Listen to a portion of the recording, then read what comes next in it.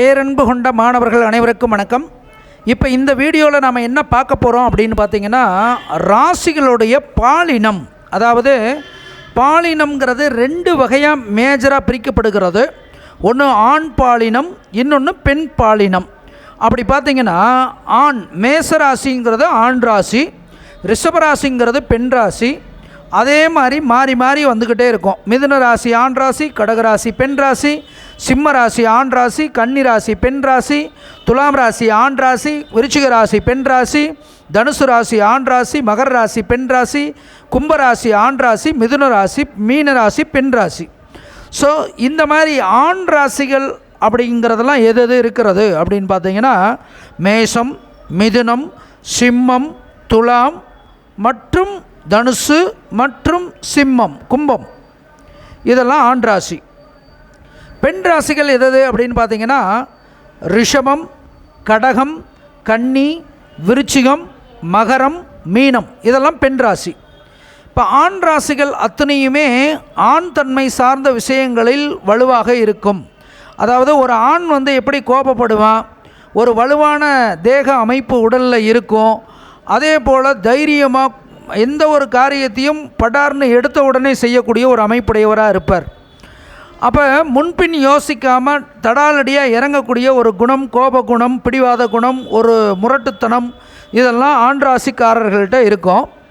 பெண் ராசியை பொறுத்தளவுக்கு அப்படி இல்லை. பொறுமை, நிதானம், அன்பு, நளினம், இந்த மாதிரி தன்மைகளெல்லாம் பெண் ராசிக்காரர்கள் இருப்பாங்க.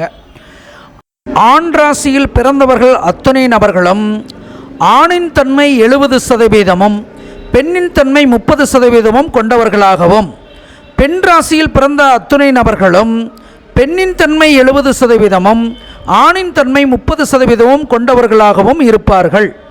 இப்போ ஒரு ஆண் பெண் ராசியில் பிறந்தார்னா அப்போ 70% பெண்ணுக்குரிய நளினம், அன்பு, பொறுமை, அமைதி அப்படிங்கிறத கடைபிடிப்பார். இதே ஒரு பெண் ஆண் ராசியில் பிறந்தா ஆணுக்குண்டான கோபம், மிடுக்கு, ஒரு என்ன சொல்கிறது, பலம், உடல் பலம், இது சார்ந்த விஷயங்கள்லாம் ஒரு ஆணின் தன்மை அப்படின்னு பயங்கரமாக இருக்கிற மாதிரியான ஒரு சூழலை அந்த பெண் அனுபவிப்பாங்கன்னு சொல்லணும். ஸோ ஆணோ பெண்ணோ பிறப்பால் எப்படி இருந்தாலும் அவர்கள் எந்த ராசியில் பிறந்திருக்கிறார்கள் அந்த ராசியின் தன்மையை கண்டிப்பாக அவர்களிடத்தில் காணலாம் என்பதை இந்த நேரத்தில் தெளிவாக புரிந்து கொள்ள வேண்டும். இப்போ உங்களுக்கு ஒரு உதாரணம் சொல்லணும்னா, சிம்ம ராசி அப்படிங்கிறது ஜெயலலிதா பிறந்த ராசி. அதே போல் ரிஷபராசிங்கிறது கலைஞர் பிறந்த ராசி. சிம்ம ராசியில் ஜெயலலிதா பிறந்திருக்காங்க. ஆனால் சிம்ம ராசி ஒரு ஆண் ராசி, ஆனால் பிறந்தது பெண். அப்போ பெண்ணாக பிறந்தாலும் ஆண் ராசியில் பிறந்திருக்கிறதுனால ஒரு ஆணுக்குண்டான மிடுக்கு, ஆணுக்குண்டான ஒரு கோபம், ஆணுக்குண்டான ஒரு செருக்கு, அது எல்லாமே அந்த பெண் ராசிக்குண்டான பெண்ணுக்கு இயல்பாக இருக்கணும் அப்படிங்கிறது ஜெயலலிதா கிட்ட இருந்தது. இதே போல் ஆணாக பிறப்பில் பிறந்திருந்தாலும் கலைஞர் அவர் ரிஷபராசியில் பெண் தன்மையுள்ள ராசியில் பிறந்திருக்கிறதுனால பெண்ணுக்கே உண்டான நளினம், எல்லாரையும் அரவணைச்சு செல்வது, கூட்டணி விவரங்களை எல்லாம் யார் வந்தாலும் என் கதவு திறந்தே இருக்கும்னு சொல்லி அரவணைச்சு போகிறது, ஒரு குடும்பத்தையே கட்டி காப்பாற்றக்கூடிய ஒரு பெரிய மகானாக இருக்கிறது, அப்படிங்கிறதையெல்லாம் எல்லாத்தையும் அரவணைச்சு போகக்கூடிய அந்த பெண் தன்மையான அமைப்பு அவரிடத்தில் இருந்ததுங்கிறது ஊரறிந்த விஷயம்.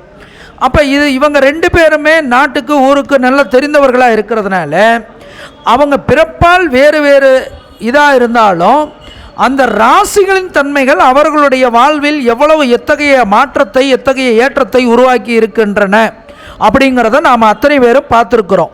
அப்போ இதிலிருந்து நீங்கள் புரிஞ்சுக்க வேண்டியது என்னென்னா, ஆண் ராசியில் பிறந்தவர்கள் ஆண் தன்மையும், பெண் ராசியில் பிறந்தவர்கள் பெண் தன்மையும் மிக அதிக அளவில் கொண்டிருப்பார்கள் அப்படிங்கிறத மட்டும் தெரிந்து கொண்டால் போதும்.